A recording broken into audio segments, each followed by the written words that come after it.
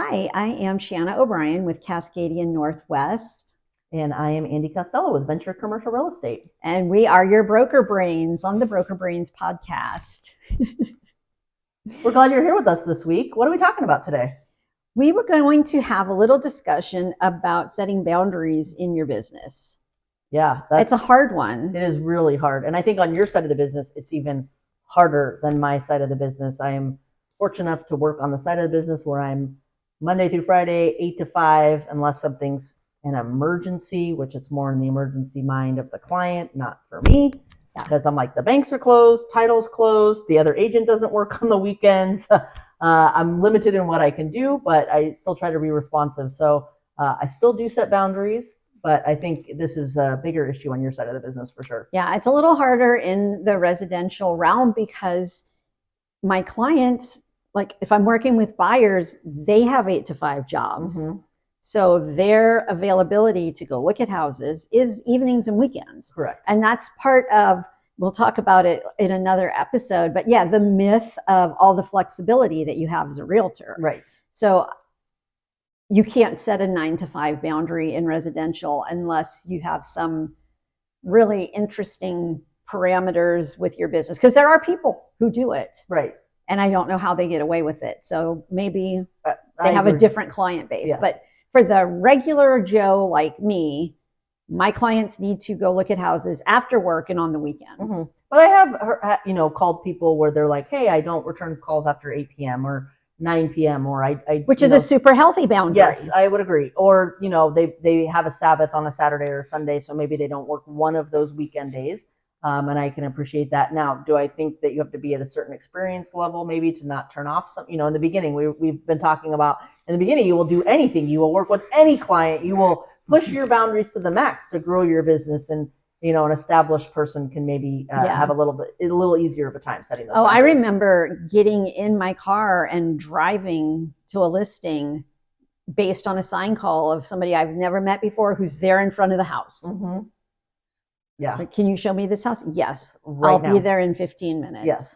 Yes. I think we've all dropped things to be super responsive. But I still think that setting boundaries is, even if it doesn't mean that you're not going to work 40 plus hours a week, it's maybe Monday is your day off, or you try to, maybe Monday's not great because you're doing the paperwork from the offers you wrote over the weekend, but, still trying to set, hey, Tuesday's a day I have date night with my kids or my partner, or, setting those boundaries is really important. I had a client text me emergency last night at 8 o'clock. And I'm like, I've already talked to you after 6 p.m. last Friday, over the weekend, and, we still don't have an accepted offer. So the bank's closed, the other agent's not working. Like at some point I was like, I have to set some boundaries with you. Yeah. Well, there's no emergency that you could handle. Nothing. Like there's nothing could change. Nothing could change if all the other businesses are closed. Correct. So in residential though, sometimes we'll have people that put a listing up and it's like offer deadline 9 p.m. And so then you got buyers that are deciding at 7:30 p.m. Yes. That one we looked at Saturday with the deadline, that's the one I want. Yes. And so you just start cranking it out. And yes, I know. And you have to do it. And I understand. It's nice. Is it nice though with the market kind of slow down a little bit that you're not in that craziness, but maybe the craziness is there still. Yeah, there's always craziness. Yeah. But so you have to be realistic about your boundaries, but it's really important to have them because otherwise you're going to be answering sign calls and leaving your house that minute to go show. Like I said, I've done it. Yeah. I wouldn't do it now. And also though, another part of that was this was pre-COVID, and pre-COVID, you didn't need an appointment to show a vacant listing. Interesting. Appointments became more important during COVID when they didn't want groups crossing over. But before COVID, if a listing was vacant, you didn't make an appointment. You just went and showed it. Oh, interesting. I mean, if it was occupied, obviously you have to have permission from the seller. So it was definitely a little easier now to say to people, everything requires an appointment. So I understand that you would like to see it right now.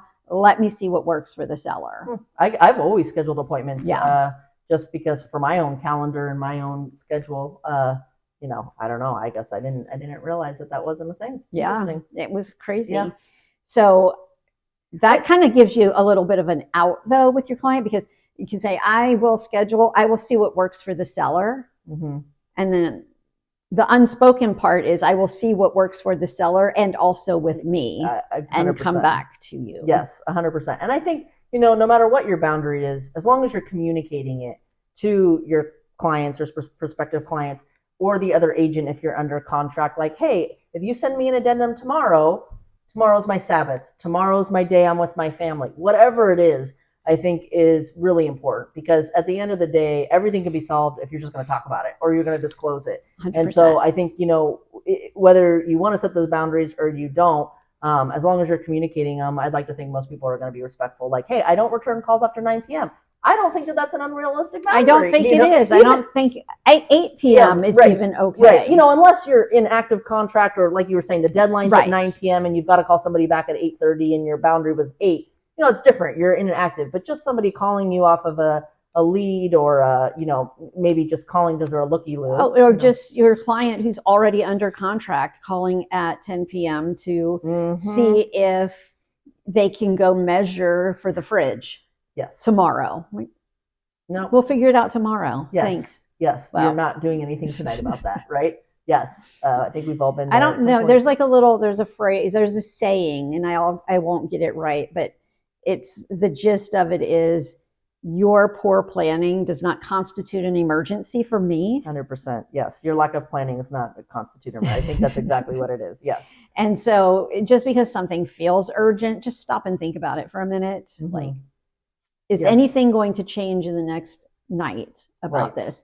I've been teaching my 16-year-old daughter, granddaughter. She's a new driver. So we've done lots of driver training. And one of the things I've really tried to instill in her, there's no emergency. Oh my God, I need to go that way, but I'm in a turn only lane. You don't panic and try to cut out.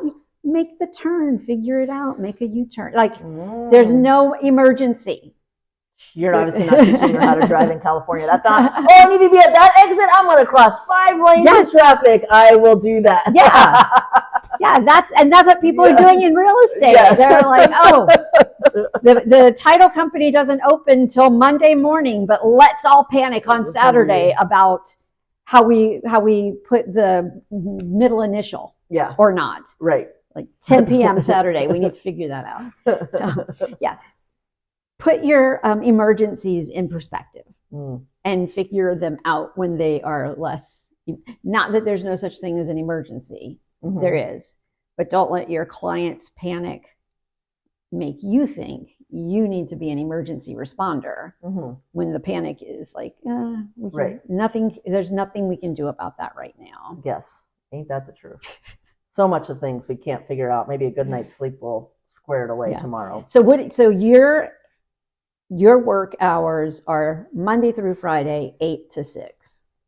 Yeah, and I will work. I do back office stuff on the weekends. Sunday night, I send a lot of emails and I snooze them till Monday morning because I don't want my clients thinking I'm on call. If I have a realtor text me on the weekend that they have a referral, I will email them the referral form and say, I'll call your client on Monday. I don't just ignore things, if it's something easy like that, but I'm not pulling up listings, scheduling showings. And I'm lucky enough that I'm able to say other brokers don't work weekends. They have to be present for showings, whether it's a lease or a purchase. So there's nothing I can do about it today. Yeah. So it will be Monday. And so one of the many reasons I love my side of the business is it's way easier for me to set boundaries because I was run ragged on your side of the business as I was trying to grow my business. And now it's easier for me to just say, I can't do that right now. Yeah, you will burn yourself out. Yes. You will burn yourself out if you're trying to serve everybody every moment. Yeah. Thank you for joining us this week. We would love to know what kind of boundaries you have set in your business life. You are a morning person, you'll take an 8 o'clock call. I'm not a morning person. I'm not on the phone responding till 9:30 or 10, but I'm okay talking at 7:30 or 8 p.m. So, but what is it for you? Everybody's got their individual preference. We'd love to hear yours in the comments.